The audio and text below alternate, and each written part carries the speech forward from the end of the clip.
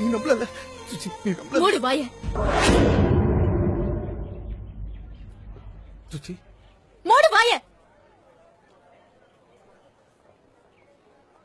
சுச்சி நடிக்கிறான், சூப்பரா நடிக்கிறான், பச்சை பொய்ய உண்மையான நடிக்கிறான். யார பார்த்து என்ன பேச்சு பேசுற? பிச்சிடுவேன் பிச்சு.